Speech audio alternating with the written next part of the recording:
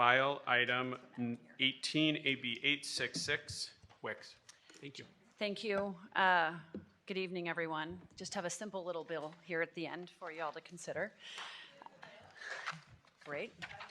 I have a motion by Assemblymember Bauer-Cahan and a second by Assemblymember Lowenthal. Thank you. Well, I want to begin by thanking Mr. Chair, you and your staff for their thoughtful work and conversations we've had around this policy proposal. I want to clarify for members of the committee as well as the public that while we are discussing the bill today as proposed to be amended, if this bill passes today, those amendments would ultimately be taken before the Judiciary Committee at the hearing next week. AB 886, the California Journalism Preservation Act, provides a lifeline for news outlets and journalists in print, digital, and broadcast media that bear the cost of gathering and reporting news while large internet platforms bear none. California has lost more than 100 newspapers in the last decade.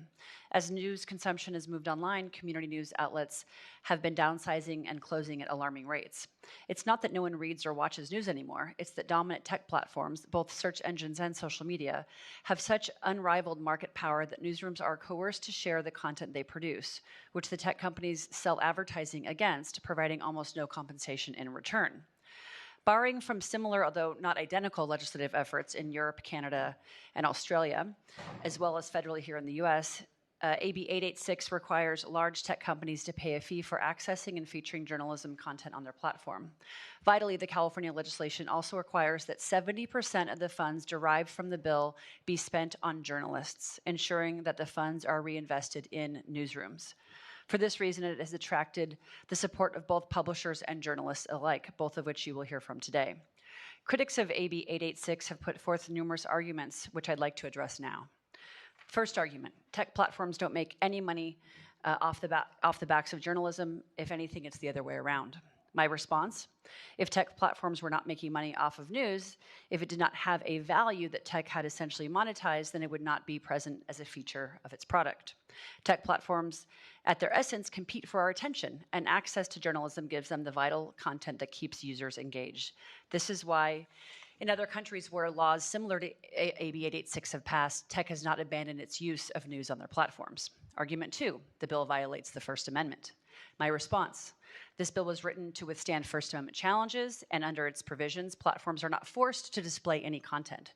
They remain free to implement their terms of service and other moderating practices. If a covered platform finds a news organization's content distasteful, they can continue to choose not to include it on their site. Argument 3, this bill will incentivize clickbait. My response, I would like to quote directly from pages 10 and 11 of this committee's analysis, which notes that this bill does, quote, have a system where payment is based on the number of impressions online. However, the incentive to get eyeballs and clicks already exists today, so that users will click through to a news site and the publisher will get advertising revenue. In an effort to generate much needed revenue, publishers are already trying everything they can to optimize search results. This bill is unlikely to make them try things they've not already tried. In fact, one could make the opposite argument. It is conceivable that with financially sound books and healthier newsrooms, more engaging and investigating reporting will lead to quality stories based on real events in city halls, school boards, and communities across the state. That will lead to more clicks because there will be higher quality content, not less. As proposed in this bill, 70% of the payment must be spent on journalists. More journalists may equal both more content and higher quality. Argument 4, the entire premise of the bill is flawed. It is simply the internet itself which is responsible for the decline in journalism, and traditional journalism has to die in order for something else to be reborn. My response, the economies which support quality journalism and the technological advances that impact its vitality have never been ignored by American government. Whether adapting to telegraph, radio, broadcast television, and now the internet, our fourth estate has always had the help of lawmakers to bolster its standing because of our shared belief that a free press is vital to our democracy. Allowing rank-and-file journalism to continue to atrophy or die off has never been our country's approach when journalism is faced with a challenge.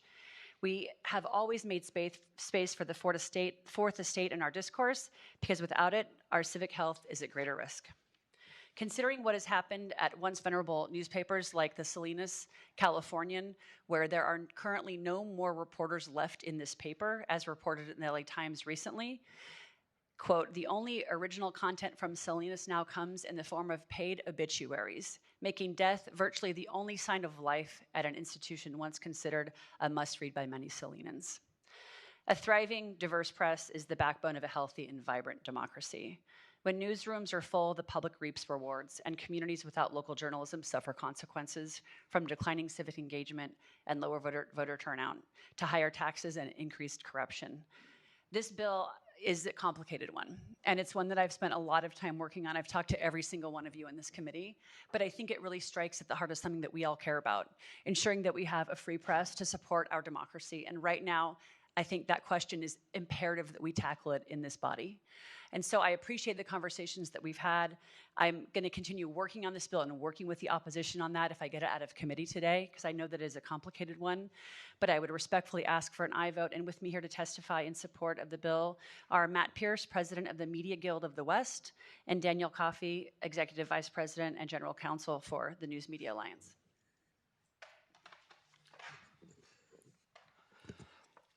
Good evening, Chair.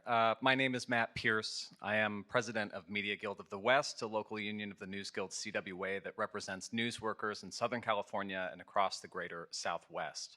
For the past 10 years, I have been a reporter for the Los Angeles Times, where I've had a front row seat to the devastating decline of local news in our state. I've watched countless reporters disappear, beats go unfilled, and communities go uncovered. I testify here on behalf of around 1,000 reporters, photographers, editors, and other media workers who work day and night to bring the news to millions of Californians. Rank and file members of my union voted unanimously to support this bill, and we are joined by our sibling news guild local, the Pacific Media Workers Guild in Northern California. Many policymakers have lately started asking if our communities should be satisfied with the world that Google, Meta, and other massive tech companies have built for us. We are 2 decades deep into the platform revolution, and it's clear that the economic foundation for local journalism is continuing to fall apart. Community news should be flourishing. Instead, we are drowning in conspiracy theories as newspapers die and public officials go uncovered. It's not because journalists don't want to cover you or because voters don't want to read about you. And just an aside, I just watched 6 hours of hearing of the most boggling array of policy issues to appear in front of this body, and I'm thunderstruck that this room is not absolutely crawling with journalists. This right here is the issue. But I have members of my local who make $35,000 a year and are struggling to make rent if they can even hold on to the journalism jobs that they still have. The California Journalism Preservation Act would help level the playing field between platforms and publishers and help bring journalism jobs back to newsrooms across the state. The platforms would have to fairly compensate publishers for crawling the journalism we produce, including for training artificial intelligence models that use our work. 70% of these revenues would have to be directly reinvested into newsrooms. This is a good start. I respectfully ask this committee to support this bill to give local news a fair shot to survive in California. Thank you for your time.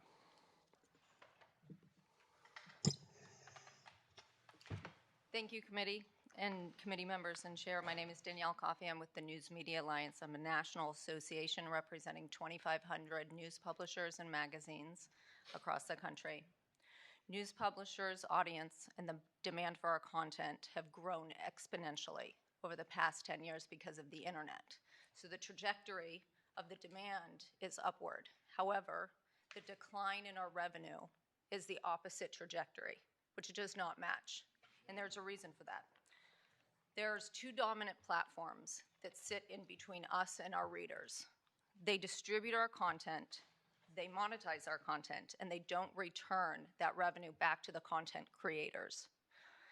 Google and Facebook systematically and deliberately feed users our content to drive engagement. They do so within their walled gardens in personalized feeds so that they can collect your user data, your personal information, and then target you with advertising. In fact, 65% of people, users, do not leave Google, and 95% of users do not leave Facebook and click through to our website so that we can monetize our content. This bill would address that marketplace imbalance between monopolies who no one publisher has the ability to withhold their content from, because a willing participant does not mean that you're getting your fair market value. what this bill would do, it would allow arbitration to ascertain that fair market value and return that back to the content creators. In doing so, you will level the playing field between the dominant platforms and those who create the valuable journalism that communities across this state enjoy. This has been done, like Assemblymember Wicks said, in Australia. It was successful. It was the equivalent. It was 140 million there, and that's the equivalent because of their market share to billions here. And the market share of California is significant when it comes to proportion of the national economy. This is an opportunity for California to lead and address this critical issue for the free press and for our democracy. And I thank Assemblymember Wicks for her leadership in championing this for our industry. Thank you very much. Are there any others in the hearing room in support?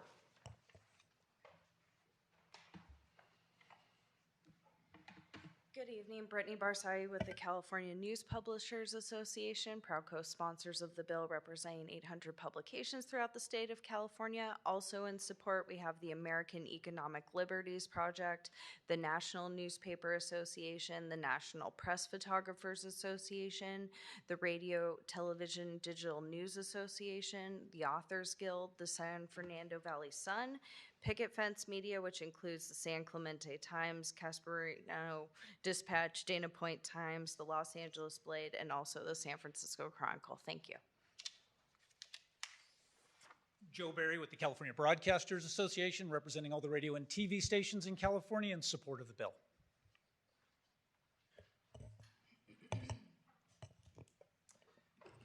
Good evening, Mr. Chair and members. Steve Cruz on behalf of California Black Media. We are in a tweener category. We've had good conversations with the author and the sponsors, and our members just want to have the opportunity to understand how the binding arbitration will work and the usage fee, and make sure that ethnic media are adequately included in those conversations. And so we look forward to those conversations, but that is our position for today. Thank you very much, Mr. Cruz. Now we'll say, is there anyone in the hearing room in opposition to the bill?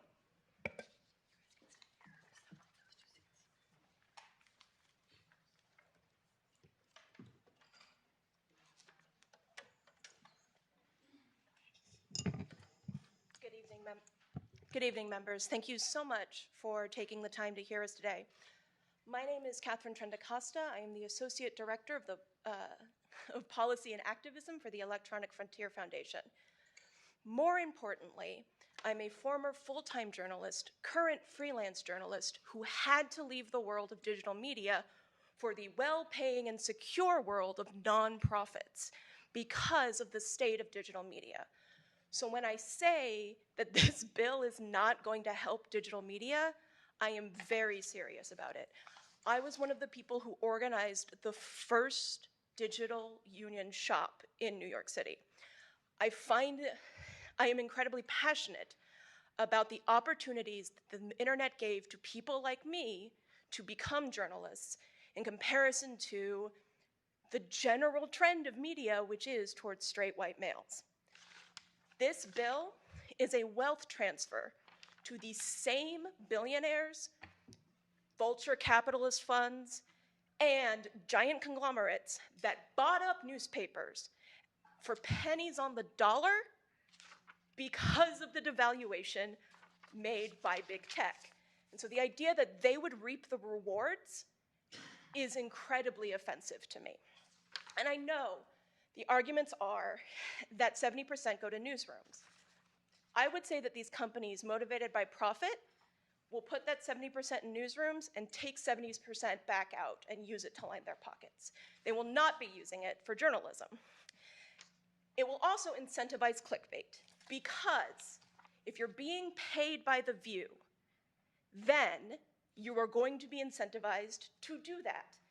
And the companies are going to be incentivized not to hire high-quality journalists, but to hire people to produce the clickbait that gets attention. Furthermore, the idea that a rising tide will lift all ships is not the case. BuzzFeed just laid off its entire newsroom. And BuzzFeed was long the proponent of the idea that you do things that get clicks so you can make money to have a real newsroom. And they've completely abandoned that model. So I respectfully ask for your no vote today. Great, thank you. Good evening, Chair Gabriel, members of the committee. My name is Dr. Tapring Paquato, and I am representing Chamber of Progress today. It's a tech trade industry coalition committed to ensuring all Americans benefit from technological leaps. I would like to start by thanking the author for your engagement, your staff's engagement on this important, thoughtful issue and how to bolster local journalism.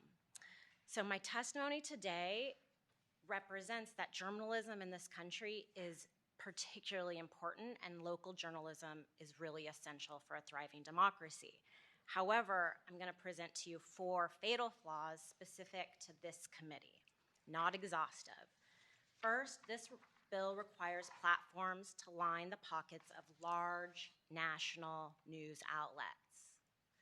We know this because the local broadcaster and local publisher definition in the bill actually defined as, I quote, local, regional, national, or international matters, not just local journalism, which is supposed to be the primary goal of the bill. Second, this bill requires platforms to pay media outlets based on the number of times articles are clicked on or presented. This does incentivize the clickbait. It does incentivize sensational media. It does incentivize A/B testing of headlines, which is not local journalism, which this is supposed to be the primary goal of this bill.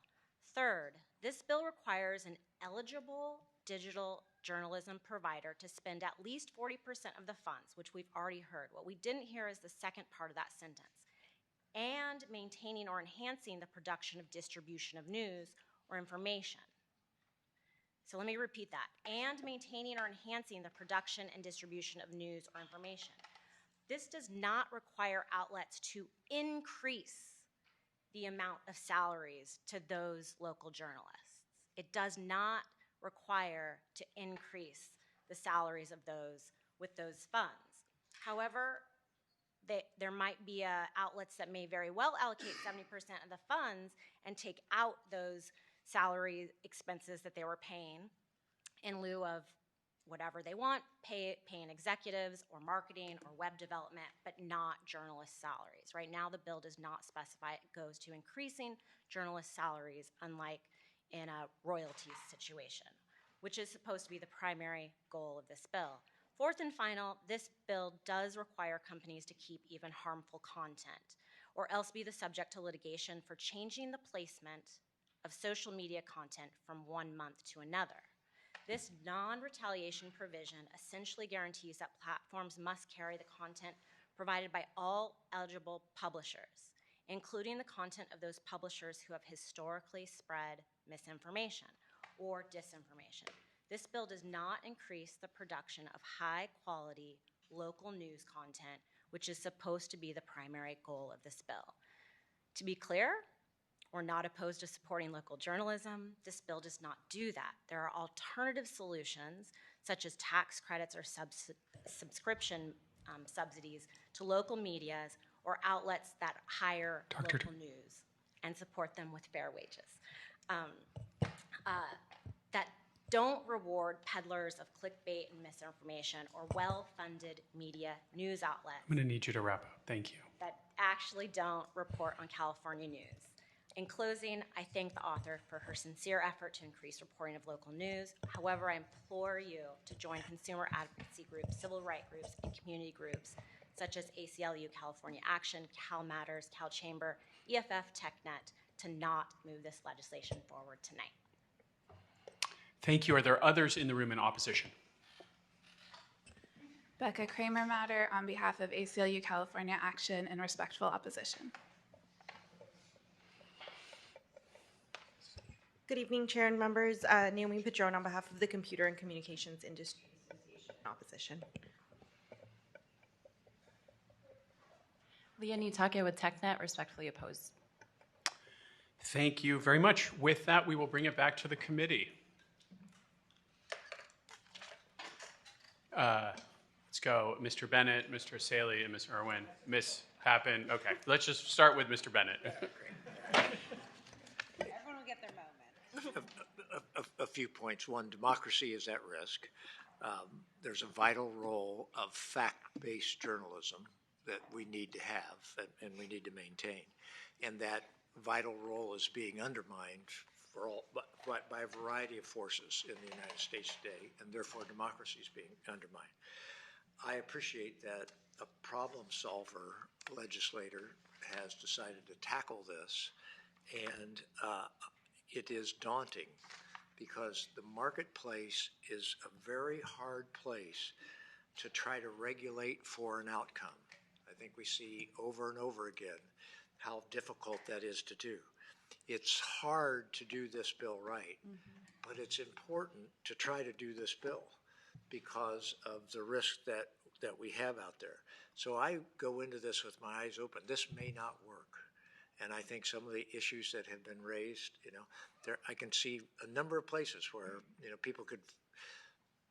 there could be a race for clicks over a race for fact-based journalism. There could be an investment in local journalism, and particularly if, as usually what happens in this, we get a chance to refine, make it better, et cetera. But none of that will happen if we just stay with our current status quo, which is the complete hollowing out of local journalism. And we see it in newspaper after newspaper, and we're fortunate that a few fact-based newspapers are still hanging on. So with that, I applaud the author for, again, taking a hard problem and trying to solve it. And I will support this, and at the same time recognize that I have my eyes open about the ability to get to the goal that I think you have and that most of us have here. Thank you. Let's just go around the horn. It's probably easier that way. I thought I was last, but I'll go next. So I think I asked you this earlier. This whole problem perplexes me, and maybe somebody here knows the answer. But I think I understand copyright law, and it has never, ever made any sense to me that these platforms can reprint copyrighted material without compensation. So that's because under copyright law, there are certain things that cannot be copyrighted. One of those things is links, because that is an address to a website. And because that is a fact and not in a creative expression, that is not copyrighted. I'm not asking about the link. When I go to Google News, But the they do content not of the reproduce article. the whole article. They reproduce a portion of it. And that itself is also protected by fair use, because copyright is fundamentally in tension with the First Amendment. When you give someone a right over an expression, there has to be a way that you can critique that expression in order for the First Amendment to not be violated by copyright. Reproducing snippets, reproducing headlines in a way that allows people to find it is a fair use, because it is how you decide whether or not to click something. Okay, would you like to add? Because I would take issue with that being fair use. Yeah. And actually that was helpful, because that's actually not what the bill is about. We were very clear to I'm not make asking it, if that's what the bill is about. Yeah, okay. I'm just why, asking. Why doesn't copyright? Well, because I guess fair use, as I understand the fair use doctrine, if you're critiquing somebody, that's fair use. If you're satirizing someone, that's fair use. But if you're reprinting for the purpose of making money, which is what these platforms are doing, that is not fair use. Making money does not make something not fair use. There's a test. It's an element of the test. Exactly, and so that's actually a novel question for the courts, whether or not a snippet is fair use. But have they decided? No, they have not. There's Interesting. a Perfect 10 case that's on appeal, because Goldman v. Breitbart challenged it. Got it. So it's actually an unknown. It's uncertainty as to whether or not it's covered. But because this isn't, Google and Facebook use it in so many ways. They use it in AI. They use it where there's no link. Well, there's also no a copyright case on the AI question. There is. Also. It's also fair use. It is also fair use to use it in that. So can I'm just gonna jump in here for 1 second. Despite the green carpet, we're not in the British Parliament, so we're gonna let Assemblymember Barbara Cahan ask questions to whom she directs them, and then when you're asked a question, you can respond. Thank you. So that's helpful that there hasn't been a case, because I obviously you have a legal opinion that it's not fair use. I, having read the fair use test, think there is a very good case to be made that it is not fair use. Obviously, that is for the courts to decide, not for us as well, it could be for us as a legislature to well, not us, but the federal government. They have copyright control. But so Europe actually took that angle, right? They've ensured that there's compensation for the copyright usage for these snippets, right? Yes, exactly. And so they did a copyright directive in 2019 and it passed. What they realized was because they went to negotiate with the French and Google said, I'm not going to negotiate with you. You have to waive your right. So your right is only as strong as your ability to assert it. So if you're with that's why competition law is more operative in this case. Because if you have the copyright claim that you can go and hand to a monopoly, they're going to say take it or leave it. And then it's a Hobson's choice because you want to be found on the platform. Right. So you're of course going to waive your rights. So that's why it's a competition problem, and competition law applies here, and that's why it's about crawling and not necessarily any specific use, because you really can't measure any specific use that would quantify the corpus of the value of our content. It's immeasurable. We'll try to measure it, but it's pretty right. So is the experience as you understand it in Europe, because it went into effect now at least a year ago, right? It did. And what happened was when Google said that, we're not going to pay you, take it or leave it, the competition authority, Macron, got involved and said that's an economic abuse of power, their version of our antitrust law. And so what they did was they said, you got to go to the table and you have to negotiate. And so Google didn't. And then finally, the competition authority fined them $500 million and $1 million a day until they started negotiating. And then what happened was the arbitration and a backstop, a dispute resolution mechanism to have some sort of a conclusion to negotiations, because they have no incentive to negotiate, finally worked. They came to a deal, and it's a 3-year deal. Got it. Okay, that's helpful. Thank you, because I really do. I think that fundamentally what copyright law is about is this notion that when I create a piece that belongs to me, that I get compensation for it. Again, there are exceptions to allow for other uses, but there's no question that if someone is profiting off of my art or my work, that I should be compensated for that. So I think that is what the author here is trying to ensure, and it's clear that someone's making money off the work, and the problem is that money isn't being shared equitably. This is not the first time today we've heard a bill that's trying to get at the fact that our federal government isn't doing their work in the antitrust space, which is incredibly frustrating, and I'll just keep saying it because that really would solve all of our problems. But I do think it's really important that we ensure that there is proper sharing. And as I mentioned in the AI copyright suit, I think this is only going to become a bigger issue as ChatGPT, I think, and other forms, when you ask questions, are going to do more of this copying and releasing of information that allows one to not go home to the news sources platform. And so I hope that this is broad enough to capture those future technologies as well. But I think the conversations absolutely need to continue because the press is so critical to our democracy, to our nation, to the freedoms that we enjoy every day. And it's a risk. And, it's interesting. As I was thinking about this bill over the last day, I was thinking about last week when we honored Holocaust Remembrance Day. And I think that this touches on something that hits so home for me as a granddaughter of Holocaust survivors, because when we talk about the proliferation of hate, it was the control of the media and the control of information that allows that to happen. And so as we talk about the end of hate, we need to also talk about what other things we need to be doing around that. And I think this is such an important piece of that. And so I'm happy to support it today. Thank you very much, Assemblymember Wilson. Thank you for all the conversation that's happened so far today from the witnesses and support and against, as well as the author and even my colleagues so far. And I know that as I've listened to each one of my colleagues so far this session, I'm sure that there will be more conversation happen. So I'm going to narrow mine to just one aspect. As I sit as chair of the California Legislative Black Caucus. And so one of my chief concerns outside of representing my district and ensuring, all Californians are represented particularly Black Californians, how they access media, how they get their information, and as well as the organizations that are involved. And so, I rely especially on these issues heavily on hearing from, Black organizations on this topic. And so I know California Black media hasn't weighed in a support or opposed position and a neutral position. I believe the national organization has. And so my only concern, not only, but the main concern I have with the bill is in that vein, and ensuring that they are not left out of the discussion at all.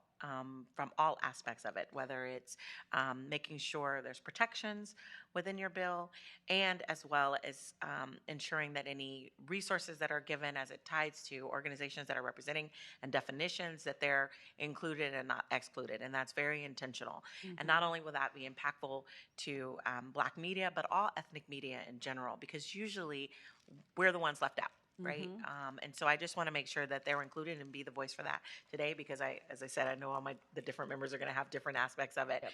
But I just want to make sure that's at the forefront as you work through this process, that you're keeping them in mind, and that I'll be holding to. And so, that'll be something that if it gets out of this committee, I want to look to before, I vote on it again. Yeah. Okay. Well, if I might, Chair, I appreciate that. It's an extraordinarily valid concern, because I think what we've seen in other iterations of this, they have been left out. And so we were really intentional looking at the other models that our definitions are very inclusive, that we're capturing the smaller papers, the ethnic papers, the nonprofit papers, and others who provided incredible service for those constituencies. So, and we've had conversations. I think this is obviously the first committee hearing. I've spoken directly with Regina and others. Will continue to do so, and we'd love to have you as part of those conversations as well, just to ensure that that aspect is that we meet that threshold to your standard and to others, because I think that's very important. I just want to, sorry. We're going to go next to Assemblymember Saley. Thank you, Mr. Chair. Ma'am, I missed it. What organization are you with? The Electronic Frontier Foundation. Do you receive money from Google? I honestly don't know, because as a member of program staff, I don't see how we get our money. I do know that the majority of our money comes from individual donors. Okay. I'm struggling to understand the arguments of the opposition here. Our journalism is dying. Local journalism is dying. I see it in my own community. There's like one reporter that covers 2 counties of politics, and often he just ends up reprinting press releases. It's not really doing anyone a service. And you're not going to convince me that Google is not benefiting and profiting off the backs of the work of journalists, because they're out writing the content, and when people are searching for article or topics on Google, Google is scraping the content from those articles and summarizing it and providing it in their search window, and they're benefiting because they have Google ads on there. They want to keep our eyes on their webpage. And Google made $280 billion last year. Billion. That's the budget of the state of California. So they're making a lot of money off us, off our data. And so I think they need to pay. They need to pay for the content they're profiting off of. With that said, I think, Assemblywoman, you have worked extremely hard on this. I've never seen anyone work as hard on a bill. And I know we've had some conversations, and I totally agree with the what's happening with Google. I have reservations about the bill applying to social media, where the news agencies are voluntarily putting their content on there, and so I don't think it's a fair comparison. So I do look forward to those amendments in the Judiciary Committee, and I intend to support the bill today. And I also echo the importance of having a free press. It's vital to our republic, our constitutional republic, that people have access to objective information. And I think journalists need to do better too. I think there's a lot of journalists who are activists, and that really turns people off. We want some objective fact finders. We want you to hold the government accountable. We want you to hold us accountable. To my knowledge, Ashley Zavala is one of the only reporters in this Capitol that does hard-hitting journalism. There should be 20 of her. Is there a reporter in the room? There's no reporters in the room. I mean, the topics we've covered Speaking are as an activist journalist, I'm testifying. Activist journalist as well. There's no reporting, and that's a disservice to the people of this state. And so I want to to ask you guys to do better, and hopefully these funds will go to hiring more journalists or paying them better so they'll have the resources to actually do the important investigating work to hold government accountable and not be a mouthpiece for government or be activists. So, yes, if you can. Would you Yes, like me to sir. respond Yes, to you that? can respond. Thank you for your comments. Organizations like the News Guild, a union, which, was created through activism, so I can only criticize activism so much. I'm appearing here as a leader of my coworkers and as a leader for journalists in California. We got our foundation in the 1930s at a time when the press was dominated by oligarchs, extremely wealthy individuals who controlled what people read in the news. And this was also at a time of the rise of advertising, and journalists in these newsrooms wanted to see stronger professional standards in their work. And so one of the contradictions of having a free press in this country is that it has always been tied to a commercial foundation, and that has always brought criticisms that the press has been sensationalist, it's been, biased toward advertisers or to the ownership. These are issues that have been with us from the founding. You go back to the founders, and they're complaining about newspapers at the same time that they're imposing postal subsidies to make their distribution easier, because they understood that to have a free press, you had to have the material preconditions of having a free press. And so in order to have those conditions, you need to be able to get it distributed to people who would see it. And so part of why I'm here and part of why unions like mine exist is to try to boost those professional standards and try to be a counterweight to the commercial realities of the way that we've structured free speech in this country.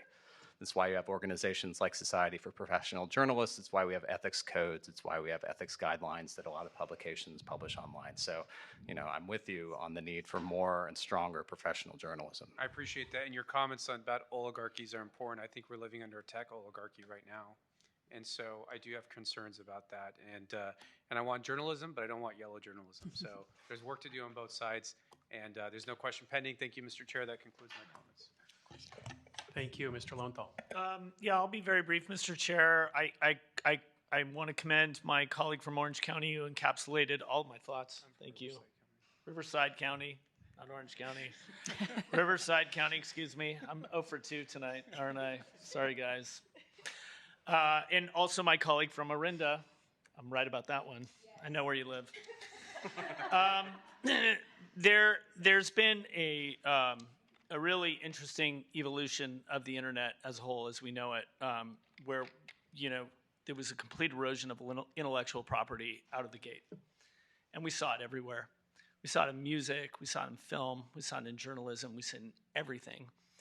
And over time, a lot of those, sectors have worked very hard and very diligently to get that back. And a lot of that was driven by, industry itself, the music industry, the film industry, and all the associations around it. And basically what we're talking about here is licensing, really, more than anything else. I will say the lack of journalism, or the lack of robust journalism on the local level affects the way that we do our jobs. It really does. We all feel it. There's no accountability in our districts. There is on the national level to some degree, but when it comes to governance in California, we are affected so severely by it. And the other thing is that, with the system that we have now engenders disinformation, to my colleague from Riverside County's point, without any consequence. And that degrades all of our society, and it degrades the discourse completely. I think this bill is wonderful. I appreciate the spirit that the author is taken to continue to work on it. I think that this is going to be dynamic and is going to need work over the course of time. It's not going to be solved in this cycle, even if the governor does sign it, which I hope he does. I hope that you would consider to add me as a co-author to this bill. And very proud of you and proud of our body for taking this on. Thank you. Thank you. Mr. Vice Chair. Thanks.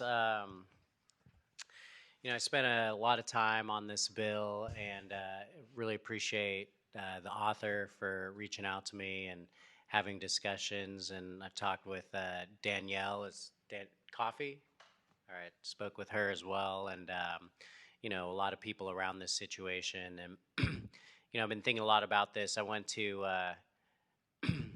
people might not, first of all, don't worry about calling him from Orange County. I get called Josh Hoover and Jim Patterson on a daily basis, so you can call him from Orange County. It's not a problem.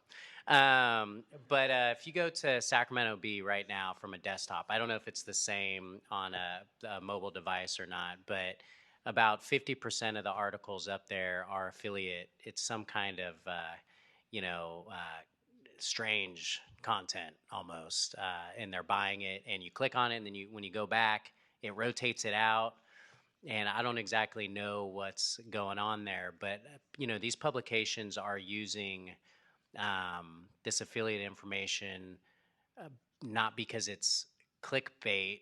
I mean, it's actually not really useful information, but because they need to drive the revenue for their publications right now. And in a lot of ways, I also appreciate what all the online platforms do. There are a lot of articles out there that I wouldn't even read if it wasn't for various shares or them getting to know me a little bit and figuring out what I actually like to read. Some people up here might think I read different things than I actually read. I do read occasionally, as long as it's fifth grade reading level. But I do have some questions for Ms. Coffey, and kind of goes on what Assemblymember Saley was going. But you had referenced that there really aren't any click-throughs on Facebook. And we did talk about this a little bit. And that particular platform doesn't show snippets unless people are, or the publication themselves are grabbing the information, putting it in the post. I mean, it's basically just the subject or the title of the article. So how would you determine what kind of revenue from something like that, from those shares, would be owed to publications from shares? So how the bill is currently written, you would go collectively to an arbitrator, which you can do collectively. You can't negotiate collectively with a party, but you can go collectively to a state-sanctioned arbitrator, and you would determine. Well, it's baseball-style arbitration, what it is it's final offer arbitration. Both parties say what they think their value is that's attributable to the news content, that's attributable to the advertising revenue of the platform, in this case Facebook.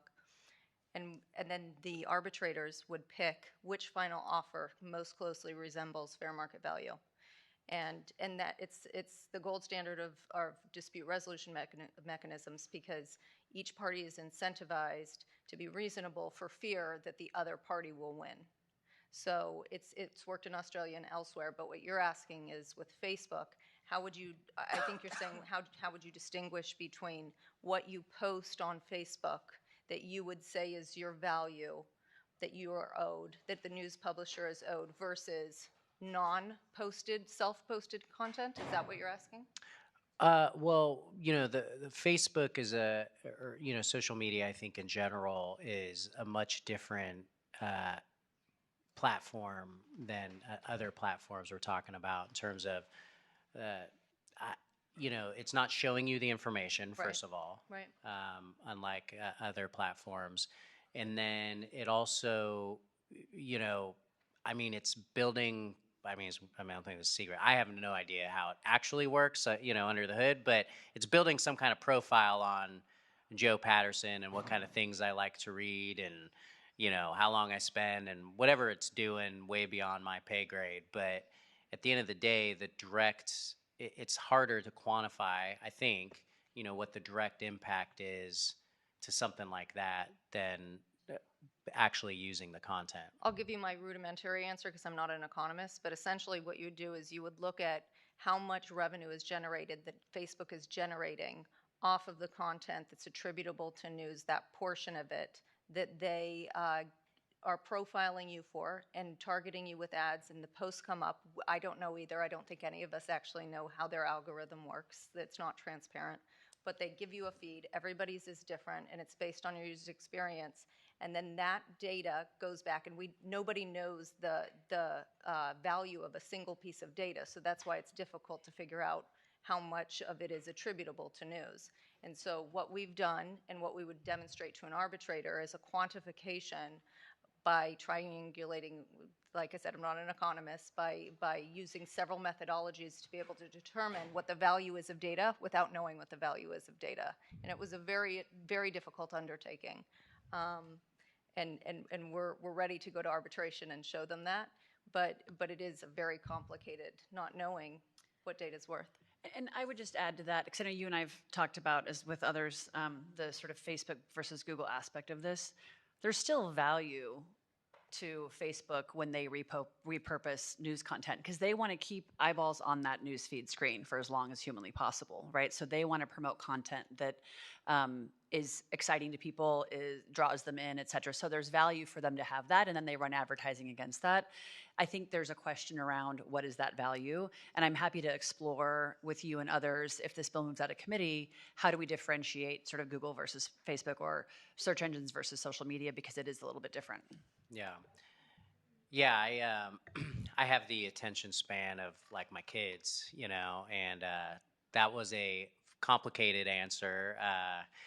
Hopefully an arbitrator would be able to, get in the weeds on that a little bit. But, we've talked about these concerns. I think, when you take a product that has very clearly they're using the actual content from these writers is distinct from whatever it is social media platforms are doing with the information. And so I think that's kind of the one sort of hang up I have on it. But I will say that I think what you're getting into is valuable. It's important. I don't think it's something that the discussion should not end today. Mm-hmm. And you've shown a willingness more than, I've shown willingness to other people. I think a lot of people have shown willingness to other people of all parties, of all walks of life here in this building to work on this item, and I really appreciate that. And I hope, if it gets out of committee, it sounds like you're stuck with the guy from Orange County again, but in Judiciary Committee. But I hope you continue those discussions with him, and really appreciate that. So thank you. Thank you. Assemblymember Pappen. So I'm not from Orange County. Just thought I'd get that out there. But where I am from is somewhat important to my attitude towards the bill, as you well know. Coming from tech land, and my district is comprised with a lot of tech. So I appreciate the discussions that we've had. One thing that we totally agree on is that there's a very important role to be played by local newspapers. I subscribe to mine. They play a very important role in local government and covering state government. They come online at 5 a.m. every day, and I read them. And I know newspapers long ago adopted paywalls to sort of reap some of when folks were trying to get at their content, and I applaud that. It's certainly a way of doing it. I am concerned about money going to big conglomerates. I got to tell you that, and I think you can work with that. I don't, if you get it in the hands of journalists, that's where the money really should be going. They are underpaid. I have some issues about level of professionalism as well, but that does not deter from the importance that they play in our democracy. As you know, I'm the only Greek in the legislature, and I take pride that my people invented democracy. So it is of great import to my soul, as it were. So the discussions that we've had, to follow on with somebody named Patterson, JP, is that, yes, not all tech is created equal. And as I understand it, Google does a lot of scraping. That is an active thing that Google does to get content and then entice people with content. Social media is slightly different. You have users that seek to like an article and then repost it. So because there's different activities to getting it out there, I look forward to seeing this in Judiciary, mm-hmm. and maybe a bill that sort of addresses those nuances and those differences, because I do think it's important. Yeah. And, I mean, scraping is a totally different ballgame. So I appreciate you've been very open about taking a look at this. Yeah. And so I'm willing to support the bill today with the concept that we look at the nuances. Not all tech is created equal, and we figure out what might be reasonable. But I think you can work with where the dollars ultimately end up, because there are antitrust issues with how how much consolidation there's been in the media. And I love my local newspaper, and I would go to the ends of the earth to make sure that they continue to play the role that they play. I think people get really twisted watching a lot of news on TV about what goes on in DC, but what happens locally affects your everyday life more than you could ever imagine, and newspapers play such an integral role to that I'm here to be their big cheerleader. So thank you, though, for continuing the discussion. Yep. No, and if I could just react, I appreciate that. I give you my commitment. I'm going to continue to work on that nuance, as we've discussed, as a couple of members, I think, have raised the same issues. And so I know we have the next hurdle, judiciary, so we'll have, I think, continued conversations I'll see you on there that as well. Thank you.